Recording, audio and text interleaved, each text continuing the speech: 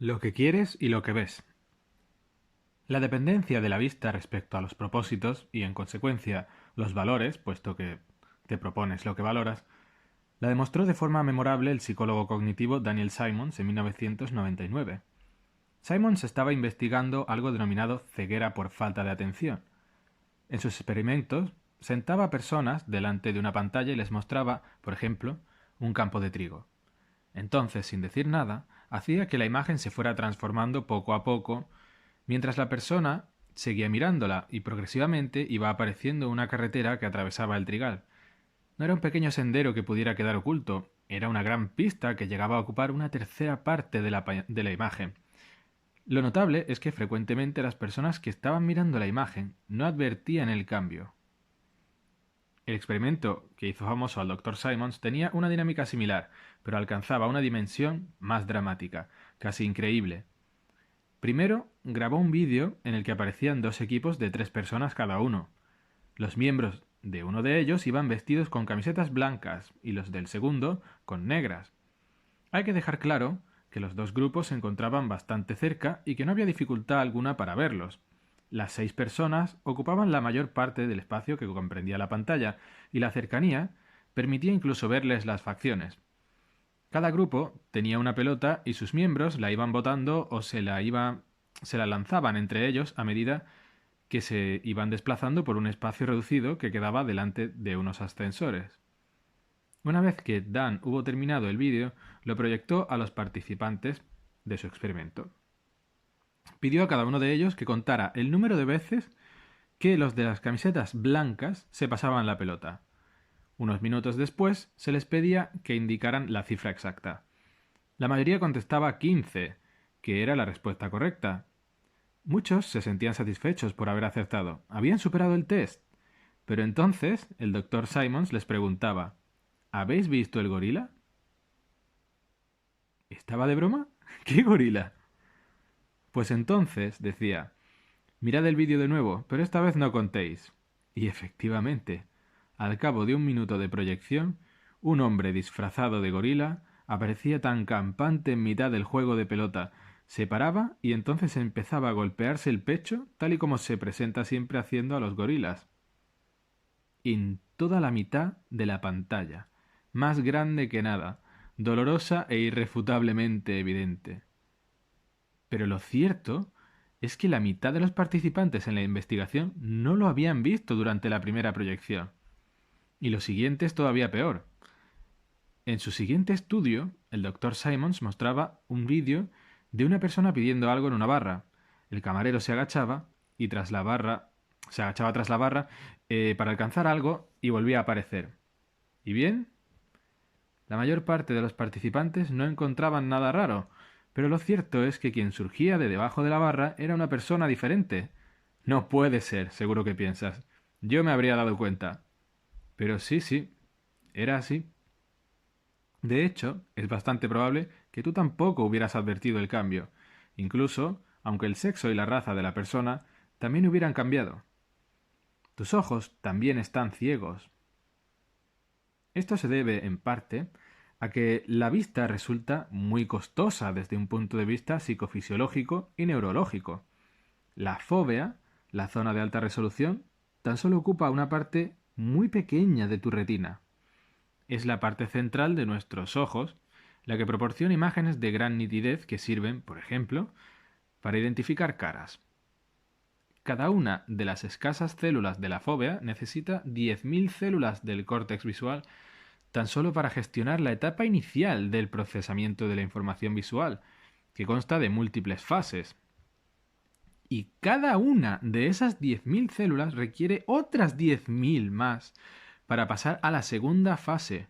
Si toda tu retina estuviera compuesta por fóvea, te harían falta el cráneo de un alienígena de película de serie B para que cupiera tu cerebro. Así pues, cada vez que vemos, hacemos una selección.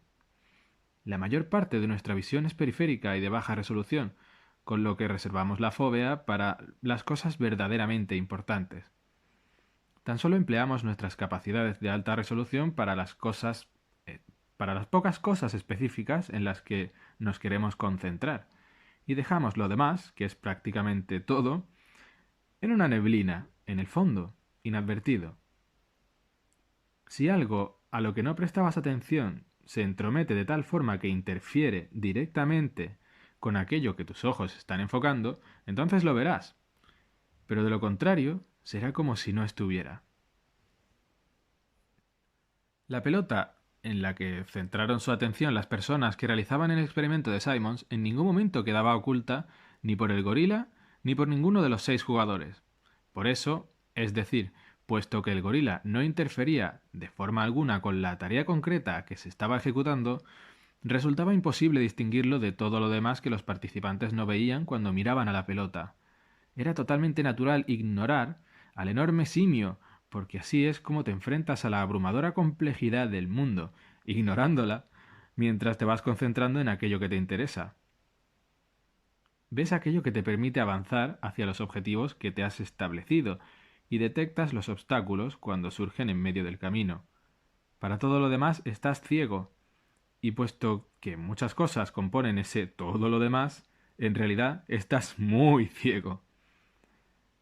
Y así tiene que ser, porque el mundo es mucho mayor que tú, con lo que tienes que administrar tus limitados recursos con mucho cuidado. Ver es algo muy difícil, así que tienes que elegir qué ver y obviar lo demás. Hay una idea de gran profundidad en los antiguos textos védicos, las más remotas escrituras del hinduismo, que conforman una parte de los cimientos, de la cultura india. El mundo, tal y como se percibe, es maya, apariencia e ilusión. Esto significa, en parte, que la gente está cegada por sus deseos y es absolutamente incapaz de ver las cosas tal y como son, algo que resulta cierto y que trasciende el sentido metafórico. Tus ojos son herramientas y están ahí para ayudarte a conseguir lo que quieres, pero el precio que pagas por este servicio, por este propósito específico y concentrado, es la ceguera respecto a todo lo demás. Es algo que no resulta particularmente importante cuando todo va bien y obtenemos lo que queremos. Aunque sí puede suponer un problema incluso en ese caso, puesto que conseguir lo que queremos en este momento puede hacer que nos olvidemos de propósitos más elevados. Pero ese mundo ignorado presenta un problema verdaderamente terrible cuando atravesamos una crisis y absolutamente todo nos sale del revés. En esos casos puede que tengamos que gestionar demasiados frentes. Afortunadamente, sin embargo, este problema lleva parejas las semillas de su propia solución. Puesto que has ignorado tantas cosas, hay un montón de posibilidades diseminadas allí donde no has mirado. Imagínate que no eres feliz. No consigues lo que te hace falta, lo que paradójicamente quizás sea una consecuencia de lo que quieres. Estás ciego por las cosas que deseas. Tal vez lo que verdaderamente necesitas se encuentra justo delante de tus narices, pero el objetivo al que aspiras ahora mismo te impide verlo. Y eso nos lleva a otro punto. El precio que hay que pagar antes de que tú o cualquier otra persona consiga lo que ansía. O mejor todavía, lo que necesita. Piénsalo así. Miras al mundo de tu forma particular e idiosincrática. Para ello, utilizas una serie de herramientas que te permiten acotar unos pocos elementos y dejar fuera el resto. Se trata de unas herramientas que has estado construyendo durante mucho tiempo y a las que te has acostumbrado.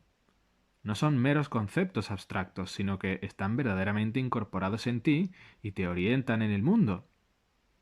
Son tus valores más profundos, a menudo implícitos e inconscientes, que forman parte de tu estructura biológica. Están vivos y no tienen la menor intención de desaparecer, transformarse o morir. No obstante, en ocasiones llega su hora y tienen que surgir cosas nuevas. Por este motivo, pero no exclusivamente, hay que ir soltando cosas a medida que continuamos nuestro viaje ascendente. Si las cosas no te van bien, quizás sea, como dice el más cínico de los aforismos, porque la vida es una mierda. Así que ya te puedes morir. Sin embargo, antes de que la crisis en la que te encuentras te conduzca a esta conclusión tan espantosa, estaría bien que reflexionaras sobre lo siguiente.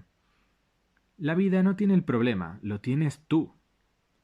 Darte cuenta de eso, al menos, te deja varias opciones. Si la vida no te va bien, quizá es tu conocimiento lo que resulta insuficiente, y no la vida como tal. Quizá tu estructura de valores necesita una remodelación importante. Quizá lo que quieres te ciega y no te deja ver otras posibilidades. Quizá te estás aferrando a tus deseos en el presente de una forma obstinada tan obstinada que no puedes ver nada más, ni siquiera lo que te hace falta de verdad.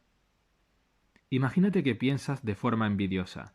Tendría que tener el trabajo de mi jefe. Si tu jefe se obstina en quedarse en su puesto y además de forma competente, darle vueltas al tema te llevará a un estado de irritación, infelicidad y asco. Puede que tú mismo te des cuenta de esto. Piensas, no soy feliz. Sin embargo, me podría curar esta infelicidad si tan solo pudiera alcanzar lo que pretendo. Pero quizá, luego, si sigues pensando, te digas, espera, quizá, si no soy feliz, no es porque no tenga el trabajo de mi jefe, sino porque no puedo dejar de desear ese trabajo. Algo así no significa que te puedas convencer con toda sencillez de dejar de desear ese puesto y transformarte como por arte de magia. No conseguirás, porque no puedes, cambiarte tan fácilmente. Tienes que llegar más adentro. Tienes que cambiar aquello que ansías más profundamente. Así que puedes pensar, no sé qué hacer con este maldito sufrimiento. No puedo abandonar mis ambiciones así como así. Me quedaría sin ningún lugar donde ir, pero tampoco me está funcionando lo de desear un trabajo que no puedo conseguir. Y ahí puede que decidas abordarlo de otra forma. Puede que te preguntes cómo se podría alumbrar un nuevo plan, uno que sirviese para satisfacer tus deseos y gratificar tus ambiciones en un sentido verdadero, pero que al mismo tiempo eliminara de tu vida la amargura y el resentimiento que arrastras ahora mismo. Puede que pienses, discurriré un nuevo plan, intentaré desear aquello que mejore mi vida, sea lo que sea, y voy a empezar ahora mismo. Si eso implica dejar de andar detrás del puesto de mi jefe, lo aceptaré y seguiré adelante. Y a partir de ahora, te encuentras en una trayectoria totalmente diferente. Antes lo correcto, lo deseable, lo que reclamaba todo esfuerzo, era algo reducido y concreto. Pero te quedaste allí atascado, atrapado e infeliz. Así que sueltas ese lastre, realizas el sacrificio necesario y de esta forma abres todo un nuevo mundo de posibilidades que tu anterior ambición te ocultaba. Y es mucho lo que aparece. ¿Cómo sería tu vida si fuera mejor? ¿Y cómo sería la vida en mayúsculas? ¿Qué significa mejor para empezar? No lo sabes y no importa que no lo sepas exactamente o ahora mismo, porque poco a poco irás viendo lo que es mejor, puesto que ahora ya has decidido que eso es lo que quieres. Empezarás a advertir todo lo que te ocultaban tus presuposiciones y tus prejuicios, tus antiguos mecanismos de visión. Empezarás a aprender. En cualquier caso, todo esto funcionará tan solo si de verdad quieres que tu vida mejore. No puedes engañar a tus estructuras de percepción implícitas, ni lo más mínimo. Apuntan allí donde las diriges.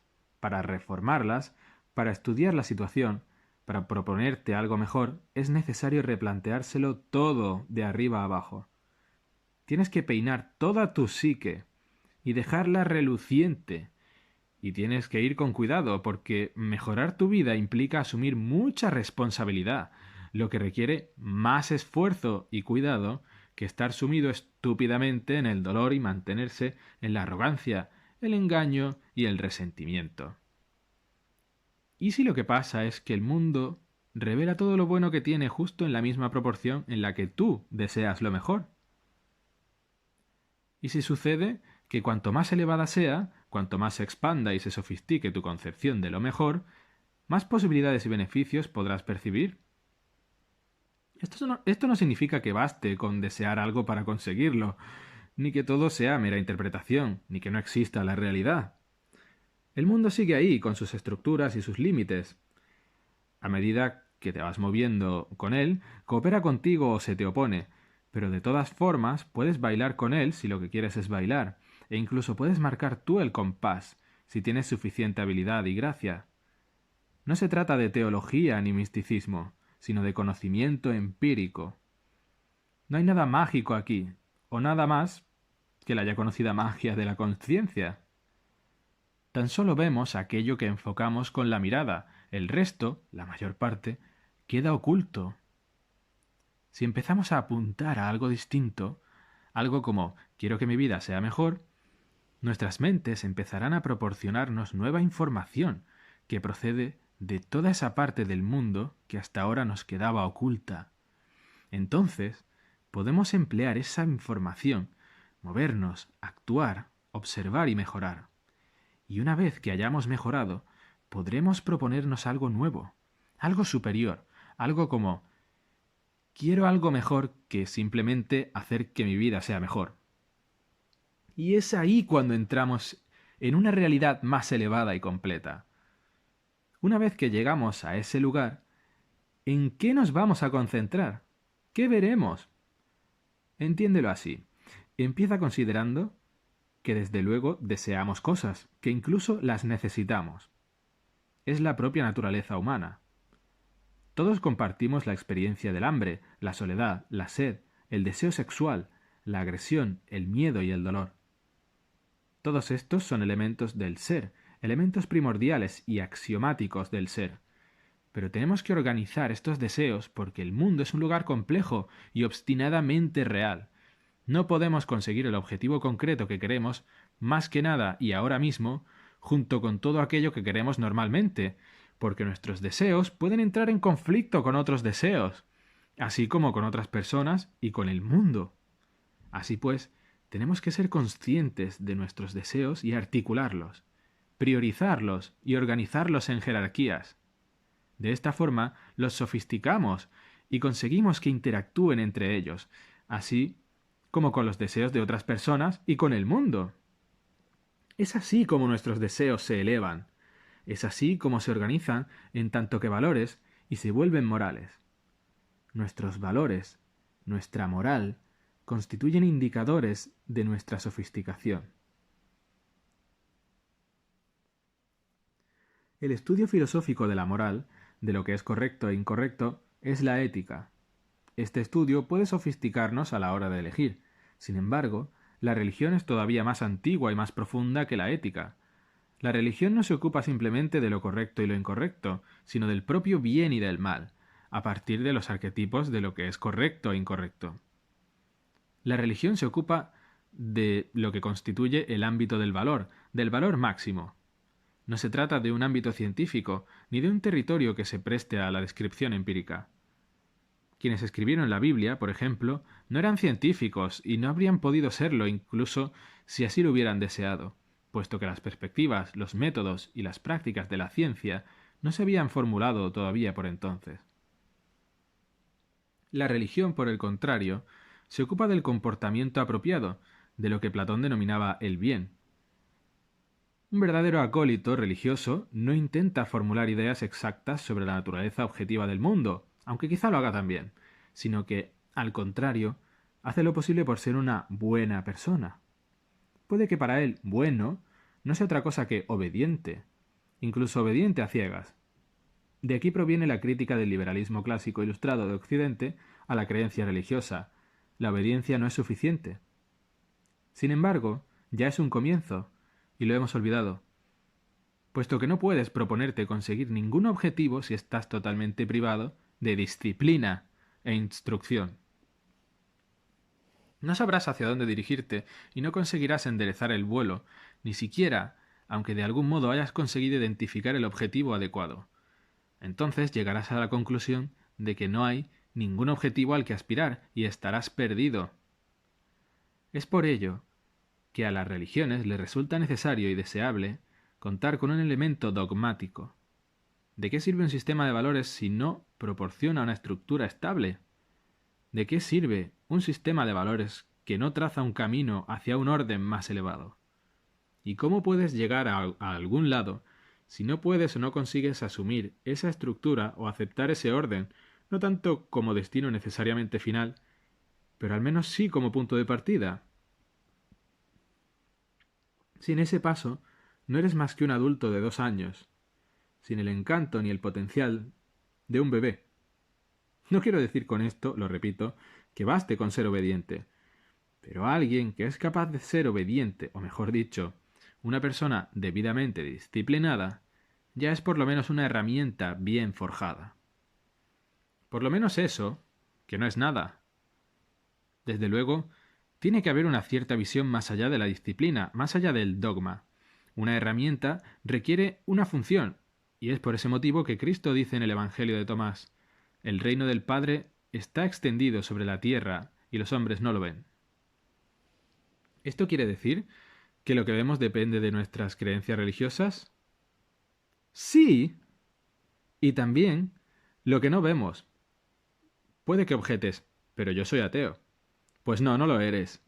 Y si quieres comprenderlo, podrías leer Crimen y Castigo de Dostoyevsky, quizá la mejor novela jamás escrita, en la que el protagonista Raskolnikov decide tomarse verdaderamente en serio su ateísmo, comete lo que ha racionalizado como un asesinato caritativo y acaba pagando el precio. No eres ateo en lo que haces. Y son tus acciones las que reflejan de forma más exacta tus creencias, esas que están implícitas y que forman parte íntegra de tu ser, por debajo de tus aprensiones conscientes, tus actitudes articuladas y tu conocimiento superficial de ti mismo. Solo puedes descubrir lo que crees de verdad, y no lo que piensas que crees, observando tus acciones. Hasta entonces, sencillamente no lo sabrás. Eres demasiado complejo para poder entenderte a ti mismo. Hace falta atenta observación, práctica, reflexión y comunicación con los demás tan solo para poder arañar la superficie de tus creencias. Todo aquello que valoras constituye el resultado de procesos de desarrollo inconcebiblemente largos, tanto a nivel personal y cultural como biológico. No entiendes hasta qué punto lo que quieres, y en consecuencia lo que ves, está condicionado por el inmenso, profundo y proceloso pasado. No entiendes en absoluto cómo cada uno de los circuitos neuronales a través de los cuales contemplas el mundo ha sido formado, con sufrimiento, por las pretensiones éticas de millones de años de ancestros humanos, y antes que ellos por toda la vida que ha existido anteriormente durante miles de millones de años. No entiendes nada, ni siquiera sabías que estabas ciego. Parte de lo que sabemos acerca de nuestras creencias se ha podido documentar. Durante decenas y quizá centenares de miles de años hemos mirado, actuar, reflexionar sobre lo que veíamos y contar historias destiladas de esa misma reflexión. Todo forma parte de nuestros intentos individuales y colectivos por descubrir y articular aquello en lo que creemos. Una parte del conocimiento que se genera así es lo que encierran las enseñanzas fundamentales de nuestras culturas, en escritos antiguos como el Tao Te Ching, los textos védicos antes mencionados o las historias de la Biblia. Para bien o para mal, la Biblia constituye el documento fundacional de la civilización occidental, esto es, de los valores occidentales, de la moral occidental y de la concepción occidental del bien y del mal. Es el producto de procesos que escapan completamente a nuestra comprensión. La Biblia es toda una biblioteca compuesta de muchos libros, cada uno de los cuales fue escrito y editado por muchas personas. Es todo un documento fundacional, una historia que durante miles de años escribió todo el mundo, y nadie, seleccionada, secuenciada y a pesar de todo coherente. Todo el mundo y nadie, perdón, sí, bueno. La Biblia emergió de lo más profundo de la imaginación colectiva humana, que a su vez constituye el producto de fuerzas inimaginables que operan a lo largo de esos inmensos periodos. Un estudio detallado y concienzudo del texto puede aportar revelaciones acerca de lo que creemos, cómo nos comportamos y cómo deberíamos actuar, imposibles de encontrar de prácticamente ninguna otra forma.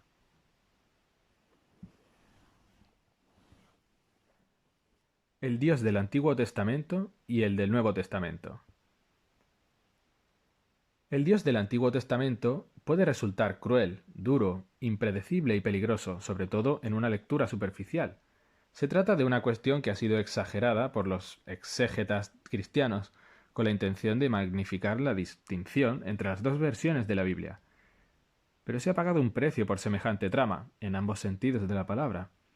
Cuando se enfrenta a Jehová, la gente actual tiende a pensar: Nunca creería en un Dios así, pero lo cierto es que al Dios del Antiguo Testamento no le importa demasiado lo que pueda pensar la gente de hoy en día. De hecho, ni siquiera solía importarle lo que pensara la gente del propio Antiguo Testamento, aunque se podía negociar con él hasta extremos sorprendentes, tal y como aparece en las historias de Abraham. En cualquier caso, cada vez que su pueblo se desviaba del camino que le marcaba, cuando desobedecían sus órdenes, violaban sus normas y transgredían sus mandamientos, se armaba una buena. Si no hacías aquello que el Dios del Antiguo Testamento te pedía, fuera lo que fuese y por mucho que intentaras huir de él, tú y tu descendencia, así como la descendencia de tu descendencia, os habíais metido en un buen lío. Fueron los realistas los que crearon o los que quisieron ver al Dios del Antiguo Testamento. Cuando los miembros de aquellas antiguas sociedades avanzaban despreocupados por el camino errado, acababan viviendo en la miseria y la esclavitud en ocasiones durante siglos. Eso, si no se los aniquilaba completamente. ¿Algo así era razonable? ¿Legítimo? ¿Justo? Los autores del Antiguo Testamento, que plantearon tales cuestiones con extrema precaución y en condiciones muy limitadas, tendieron a asumir que el creador del ser sabía lo que estaba haciendo, que él poseía todo el poder y que sus dictados debían observarse escrupulosamente. Demostraban así una gran sabiduría. Dios era una fuerza de la naturaleza. ¿Acaso tiene sentido cuestionar la legitimidad o la justicia de un león hambriento? ¿Qué clase de despropósito sería? El pueblo de Israel del Antiguo Testamento y sus ancestros sabían que no había que andarse con bromas con Dios, y que, cuando se lo contrariaba, la furibunda deidad era muy capaz de generar un verdadero infierno. Después de haber vivido un siglo definido por las atrocidades cometidas por Hitler, Stalin y Mao, nosotros podríamos llegar a la misma conclusión. A menudo se presenta al Dios del Nuevo Testamento como un personaje distinto, si bien es cierto que el Apocalipsis con el juicio final disipa cualquier expectativa demasiado ingenua a este respecto. Aquí aparece más bien como un afable Gepeto, un maestro artesano, un padre benévolo que tan solo quiere lo mejor para nosotros. Es todo amor y perdón, aunque sí, te mandará al infierno si te portas lo suficientemente mal. De todos modos, es en esencia el Dios del amor, algo que resulta más optimista, más ingenuamente cordial, pero justo en la misma proporción, menos creíble. En un mundo como este, en este antro de perdición, ¿quién podría tragarse algo así? ¿Un Dios benévolo en el mundo de después de Auschwitz? Fue por eso que el filósofo Nietzsche, quizá el crítico más astuto que jamás se haya enfrentado al cristianismo, consideró que el Dios del Nuevo Testamento suponía el peor delito literario de la historia de Occidente. En Más allá del bien y del mal escribió: en el Antiguo Testamento judío, que es el libro de la justicia divina, hombres, cosas y discursos poseen un estilo tan grandioso que las escrituras griegas e indias no tienen nada que poner a su lado. Con terror y respeto, no nos detenemos ante ese inmenso residuo de lo que el hombre fue en otro tiempo, y al hacerlo nos asaltarán tristes pensamientos sobre la vieja Asia y sobre Europa, su pequeña península avanzada. El haber encuadernado este Nuevo Testamento es una especie de rococó del gusto en todos los sentidos con el Antiguo Testamento, formando un solo libro llamado la Biblia, y el libro en sí. Quizá esa sea la máxima temeridad y el máximo pecado contra el espíritu que la Europa literaria tenga sobre su conciencia. ¿Quién sino los más ingenuos pueden concebir que un ser tan bondadoso y compasivo haya podido gobernar este mundo tan terrible? Pero algo que resulta totalmente inconcebible para alguien que no ve, puede parecer absolutamente evidente para quien tiene los ojos abiertos. Volvamos a la situación en la que tus objetivos están mediatizados por algo mezquino, como la envidia que sientes por el puesto de tu jefe. A causa de esa envidia, el mundo en el que vives se revela como un lugar de rencor, decepción y despecho. Imagina que acabas detectando tu infelicidad y te pones a reflexionar sobre ella y a reconsiderarla. Es más, decides aceptar la responsabilidad que te corresponde al respecto y llegas a la conclusión de que se trata de algo que, por lo menos parcialmente, se encuentra en tu margen de maniobra. Así habrás conseguido entreabrir un ojo, solo un momento, y mirar. Pides algo mejor. Sacrificas tu insignificante mezquindad. Te arrepientes de tu envidia y abres tu corazón. En vez de maldecir la oscuridad, dejas que entre un poco de luz. Decides aspirar a una vida mejor y no a un despacho mejor. Pero no te paras ahí. Te das cuenta de que es un error aspirar a una vida mejor si solo consigues eh, empeorándolo. Perdón, si solo lo consigues empeorando la de otra persona. Es así, es ahí donde te pones creativo y decides lanzarte a un juego más complicado. Decides que quieres una vida mejor que al mismo tiempo suponga una mejora para la vida de tu familia, o la de tu familia y la de tus amigos, o la de todos ellos y también los desconocidos que los rodean. ¿Y qué hay de tus enemigos? ¿Los quieres incluir también? La verdad es que no tienes ni la más remota idea de cómo gestionar algo así, pero algo sabes de historia y de cómo se forja una enemistad. Así pues, empiezas a desearles lo mejor, incluso a tus enemigos, por lo menos en un principio, por mucho que todavía no domines para nada ese tipo de sentimientos. Y así cambia la dirección de tu mirada, más allá de las limitaciones que, sin saberlo, te estaban constriñendo. Así aparecen en tu vida nuevas posibilidades si te pones a trabajar para hacerlas realidad. Así, tu vida mejora de verdad, y das un paso más, y empiezas a pensar, ¿mejor? Quizá esto signifique mejor para mí, mi familia y mis amigos, e incluso mis enemigos. Pero no es solo eso. También es un presente mejor, que hace mejor el mañana, la semana que viene, el próximo año, la siguiente década, los próximos 100 y 1000 años. Para siempre. Y entonces ese mejor apunta directamente a mejorar el ser, ambos con mayúsculas. Pero pensando todo esto, descubriendo todo esto, asumes un riesgo. Decides que vas a empezar a vértelas con el Dios del Antiguo Testamento, con todo su poder, temible y a menudo en apariencia arbitrario, como si también pudiera ser el Dios del Nuevo Testamento, por mucho que sepas que esto resulta absurdo en muchos sentidos. En otras palabras, decides actuar como si la existencia pudiera justificarse por su bondad, siempre y cuando te comportes de forma correcta. Y es esa decisión, esa declaración de fe existencial, lo que te permite superar el nihilismo, el resentimiento y la arrogancia. Es esa declaración de fe lo que mantiene a raya el odio del ser, con todos los males que conlleva. Y en lo que respecta a esa fe, no se trata en absoluto de la voluntad de creer en cosas que sabes perfectamente que son falsas. Eso sería ignorancia o ceguera voluntaria. Se trata, por el contrario, de darse cuenta de que las irracionalidades trágicas de la vida tienen que compensarse con un compromiso igualmente irracional con la bondad esencial del ser. Es al mismo tiempo la voluntad de atreverse a apuntar con la mirada a lo inalcanzable y de sacrificar todo, incluida y sobre todo tu vida. Te das cuenta de que no tienes literalmente nada mejor que hacer. Pero incluso asumiendo que seas lo suficientemente alocado para intentarlo, ¿cómo realizar algo así? Puedes empezar por dejar de pensar, o siendo más exactos y menos cáusticos, por rechazar que tu fe quede subyugada a tu presente racionalidad y su estrechez de miras. Esto no significa que tengas que convertirte en un estúpido, sino más bien lo contrario. Lo que significa es que tienes que dejar de manipular, calcular, confabular, maquinar, forzar, exigir, evitar, ignorar y castigar. Significa que tienes que dejar a un lado todas tus viejas estrategias y, en su lugar, prestar atención como nunca antes lo has hecho.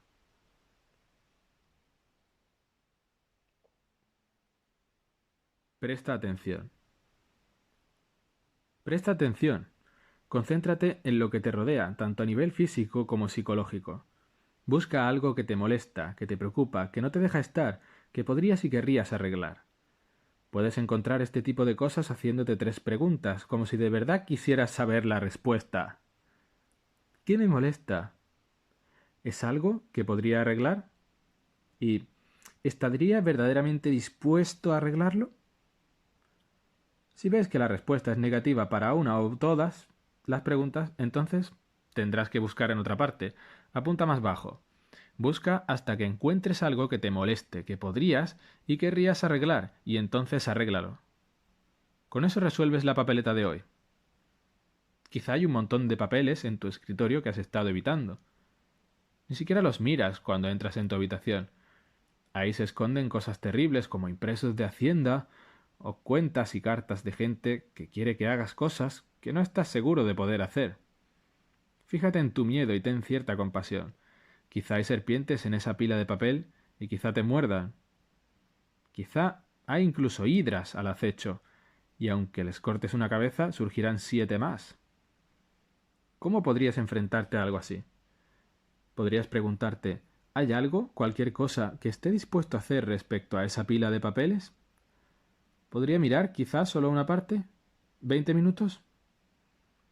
Quizá la respuesta sea negativa, pero a lo mejor puedes mirarlo 10 o 5 minutos, o al menos uno. Empieza por ahí. Enseguida te darás cuenta de que esa pila va perdiendo importancia, por el simple hecho de que la has mirado parcialmente. ¿Y si te recompensas con un vaso de vino a la hora de la cena, un rato de lectura en el sofá, o ver alguna tontada de película? ¿Y si enseñaras a tu mujer o marido a decirte bien hecho una vez que has arreglado lo que hayas arreglado? ¿Algo así te motivaría? Puede que las personas de quienes esperas un agradecimiento no les salga con facilidad en un primer momento, pero algo así no debería detenerte porque la gente aprende por muy poca habilidad que tenga al principio. Pregúntate con honestidad qué te haría falta para motivarte a acometer ese trabajo y escucha la respuesta. No te digas, no debería hacerme falta algo así para motivarme. ¿Y tú qué sabes de ti mismo? Eres, por un lado, la cosa más compleja que hay en todo el universo, y por otro, alguien que ni siquiera es capaz de ajustar la hora en el microondas. No sobreestimes tu conocimiento de ti mismo. Deja que las tareas cotidianas se vayan anunciando para que las consideres. Quizá puedas hacerlo por la mañana, cuando estés sentado en el borde de la cama. Quizá puedas intentarlo la noche antes, cuando vayas a acostarte. Pídete una contribución voluntaria. Si lo haces de forma amable, escuchas con atención y no intentas hacer trampas, puede que aceptes. Hazlo todos los días un rato, y a partir de entonces hazlo el resto de tu vida. Pronto te encontrarás en una situación diferente y frecuentemente te preguntarás ¿qué podría y querría hacer para que la vida fuera un poco mejor? No te estás imponiendo lo que significa mejor.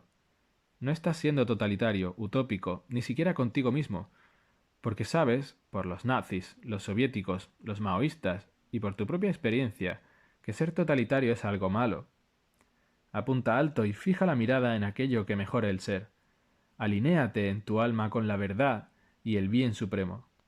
Hay que establecer un orden habitable y hay que engendrar belleza. Hay que superar el mal, hay que sufrir para mejorar y hay que mejorarte a ti. En mi opinión, esto constituye la culminación del canon ético occidental. Es más, es lo que transmiten aquellos brillantes pasajes eternamente confusos de Cristo en el Sermón de la Montaña, la esencia, en cierto sentido, de la sabiduría del Nuevo Testamento. Es el intento por parte del espíritu de la humanidad de transformar la comprensión de la ética desde las iniciales y necesarias prohibiciones de los 10 mandamientos a una visión positiva y plenamente articulada del verdadero individuo. No solo es la expresión de admirable control y dominio de sí mismo, sino también el deseo fundamental de arreglar el mundo. No es el final del pecado, sino su opuesto total, el mismo bien. El Sermón de la Montaña destaca la verdadera naturaleza del ser humano y el auténtico objetivo de la humanidad. Concéntrate en el día de hoy de tal forma que puedas vivir en el presente y ocuparte de forma adecuada y completa de aquello que está justo delante de ti. Pero hazlo solo después de haber decidido que todo lo que hay dentro siga brillando de tal forma que justifique el ser e ilumine el mundo.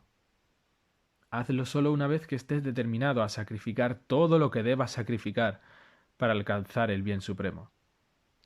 Por eso os digo, no estéis agobiados por vuestra vida pensando qué vais a comer, ni por vuestro cuerpo pensando con qué os vais a vestir. ¿No vale más la vida que el alimento y el cuerpo que el vestido? Mirad los pájaros del cielo. No siembran, ni siegan, ni almacenan, y sin embargo vuestro Padre Celestial los alimenta. ¿No valéis vosotros más que ellos? ¿Quién de vosotros, a fuerza de agobiarse, podría añadir una hora al tiempo de su vida? ¿Por qué os agobiáis por el vestido? Fijaos cómo crecen los lirios del campo. Ni trabajan ni hilan. Y os digo que ni Salomón, en todo su fasto, estaba vestido como uno de ellos. Pues si a la hierba, que hoy está en el campo y mañana se arroja al horno, Dios la viste así, ¿no hará mucho más por vosotros, gente de poca fe? No andéis agobiados pensando qué vais a comer o qué vais a beber, o con qué os vais a vestir. Los paganos se aferran por estas cosas, se afanan por estas cosas. Ya sabe vuestro Padre Celestial que tenéis necesidad de todo eso. Buscad sobre todo el reino de Dios y su justicia, y todo esto se os dará por añadidura. Por tanto, no os agobiéis por el mañana, porque el mañana traerá su propio agobio. A cada día le basta su desgracia. Buah, qué bueno es esto. Mateo 6:25-34. Aquí es donde empieza a nacer la comprensión. Así, en vez de actuar como un tirano, estás prestando atención. Estás diciendo la verdad en vez de manipular la palabra. Estás negociando en vez de interpretar el papel de mártir o tirano. Ya no tienes que sentir envidia porque ya no puedes saber si a otra persona le va mejor realmente. Ya no tienes por qué estás frustrado porque has aprendido a ponerte objetivos modestos y ser paciente. Estás descubriendo quién eres, lo que quieres y lo que estás dispuesto a hacer. Estás dándote cuenta de que las soluciones a tus problemas particulares se han creado a tu medida, personal y precisamente. Ahora ya no te importan tanto lo que hagan los demás porque tienes muchísimo trabajo por delante. Ocúpate de lo de hoy, pero ten como objetivo el bien supremo. Ahora tu trayectoria apunta hacia el cielo y eso te llena de esperanza. Incluso alguien que se encuentra en un barco que se está hundiendo puede sentir felicidad cuando sube a un bote salvavidas y a saber dónde irá en el futuro. Puede que sea más importante viajar feliz que alcanzar con éxito la meta. Pide y recibirás. Llama y se abrirá la puerta. Si pides queriéndolo y llamas con la intención de con la intención de entrar, puede que se te ofrezca la oportunidad de mejorar tu vida, un poco, mucho o de forma total. Y de ese modo se habrá producido cierto progreso en el propio ser. No te compares con otro, compárate con quien eras tú antes.